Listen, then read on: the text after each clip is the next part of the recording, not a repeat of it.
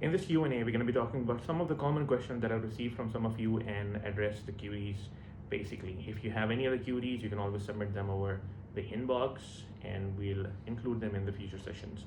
So one query that I've received from a bunch of you is, how many months before the exam should we start preparing?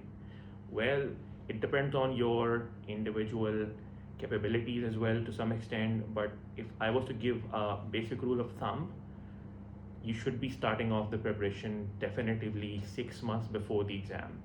It's always a good idea to have a basic revision or preparation going on throughout the year, but 6 months before the exam, you should definitely be getting serious about it. And that should include having a time that you allocate to different subjects in kind of an equal proportion, and assuming equal level of difficulty. For some easy subjects like some basic language subjects, you can give them less time, but the other major subjects, that's what I'm talking about, you got to give them a time that is equally in proportion, and you don't want to overlook some subjects and just go after one subject that you are comfortable with. So you want to divide your time smartly, that's the thing.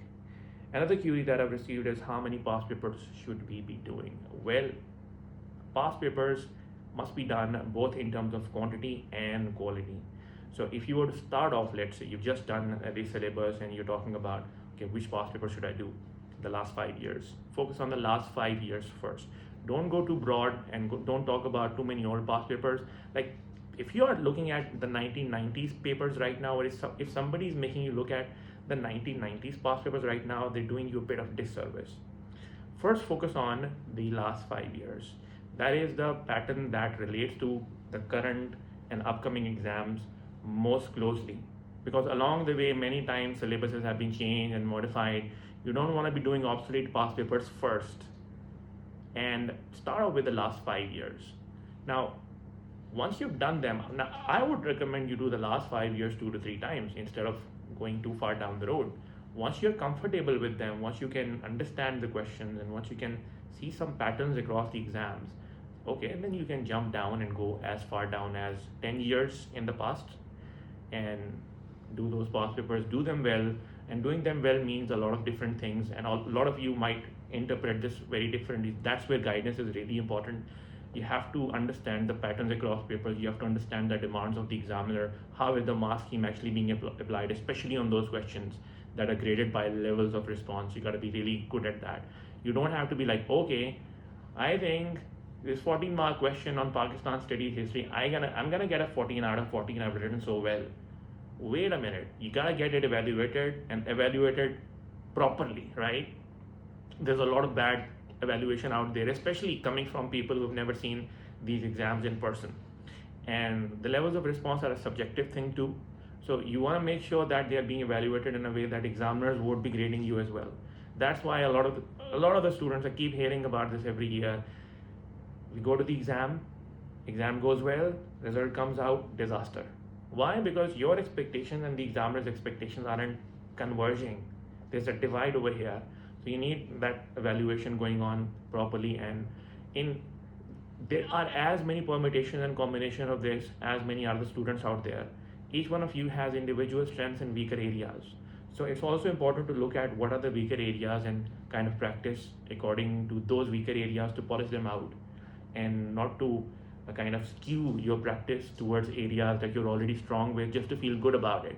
Like if I'm talking about further mathematics and I'm good at polynomials, if I keep doing past papers about polynomials just to feel good, it's not doing me much good. I should also be focusing on where am I making mistakes and kind of tailoring the preparation in line to that as well. So past papers is a game of quantity and quality. If I go back 15 years, 20 years, yeah, there would be a clear difference of students who would have done past papers and who wouldn't have done past papers.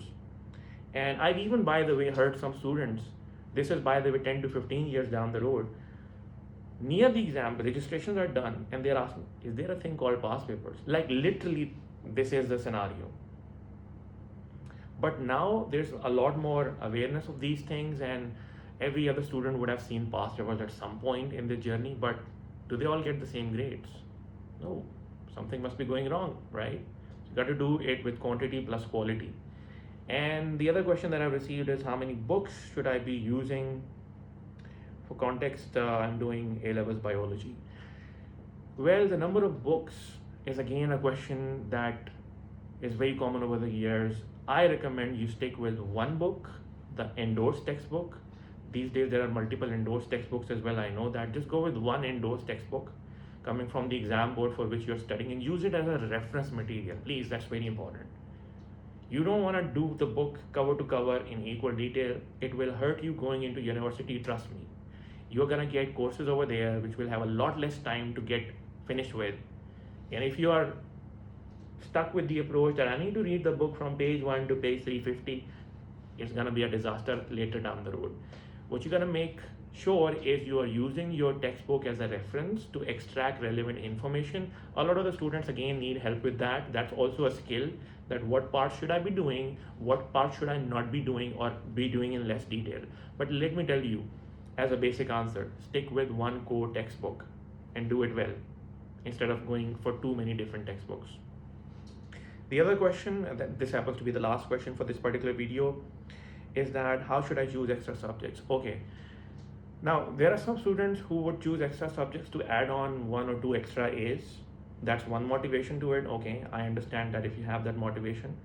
If you want to pick up a couple of extra A's, you can choose some easy subjects, right? So easy subjects would vary depending on whether you're talking about O/IGCSE or A levels. So as a quick example, if you're on O levels IGCSE and you are just looking for an easy subject, relatively easy subject. I don't always say easy because it is a relative term again.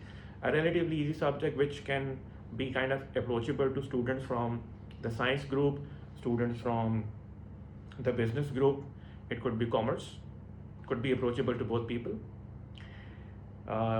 Then if you're doing sciences and let's say you have given or almost prepared biology, physics and chemistry and you're saying that okay, May, June I'm gonna do these sciences away, October, November I'm thinking of giving one extra subject, what should I do? Combined science. If you know biology, physics, chemistry really well, you're prepared for that and you've given the exam or are about to give the exam, make sure combined science you can't give it in the same session, should be a different session. So if you've done that and you want an extra A, easy one, okay, since you know biophysics, chem, combined science would be approachable to you. So you can go for those kind of subjects that are approachable according to what you've already done. But if you are talking about choosing extra subjects based on how can I polish my university application and that long-term perspective, you can basically choose subjects which will help you for the major you would choose at university. So for example, somebody is doing economics at university. I would recommend adding on subjects related to maths and stats. So if you're in O levels, IGCSE, do the basic math, do the add math, do the statistics, and IGCSE I guess also has some further math in certain exam boards like edXL. You can do that. Go for those mathematical subjects. They will help you on the university application and while you're doing the university studies. They correlate with what you study over there. If you're coming from a biology, physics, chemistry background, you're going to be studying medicine. In that case, I would recommend that you just stick with what you're doing. I mean, the basic subjects are fine. Your admission process is based around, if you're applying for admission in Pakistan, around an entry test. So you could instead focus on that later on. So it depends on what your goals are, right? And one last thing I'll really bring up over here in brief detail is that I see everybody with a crowd mentality. They're just following a sequence and doing that because everybody else is doing that without ever thinking about what is the outcome that they want to achieve. So there are 4 categories in which you can operate in life. You really need to be aware of these: employee, self-employed, business owner, investor. Now, if your motivation is money, it's gonna be on the business owner and investor side. It's never gonna be on the employee and the self-employed side. Never. If you're in doubt, open up the financial statements of any successful business, you'll figure it out. There's absolutely no debate about this. If you're somebody who's like, I like being given instructions, being given a certain role, and carrying it out with discipline. I am an early morning person. I can get up, get to a job, and do things with discipline, take instructions, and I feel motivated when somebody appreciates me when I get the job done. Employment, that's where you're headed. Choose that. Self-employed, licensed professionals, people like medics and architects and lawyers, for example, Okay, I like to have a bit of control. I don't like being given a lot of instructions. I like to have a bit of control over what my work hours are, for example, and where am I sitting on a particular day. I want to have a bit of maneuverability and control over there. So I'm not a 9 to 5 guy. Okay, self-employment is for you, but the problem over here would be when if you haven't made money, then a certain amount could mean a big thing to you, which could be a small amount to somebody operating in the business and the investor area. So once you peak and once you reach that, you're like, no, I need to keep growing. That's where scalability comes in. And the problem with employment and self-employment is that you eventually come to a point where you're trading time for money. And your growth depends on how many places you could be at. And the problem is time on a particular day is 24 hours for everybody. And what you could do with that time is limited then by your availability of time, because you're not automating a process, you're not depending on a scalable process and hiring others to do certain things, and basically owning something which can be scaled as a process. You're providing your service in exchange for time. That will become the limitation. So it depends on those motivations. And sadly, our education system doesn't address these kind of things. We're all just in, and all we're thinking is, gotta get a certain degree from a certain university, gotta get a job, blank out.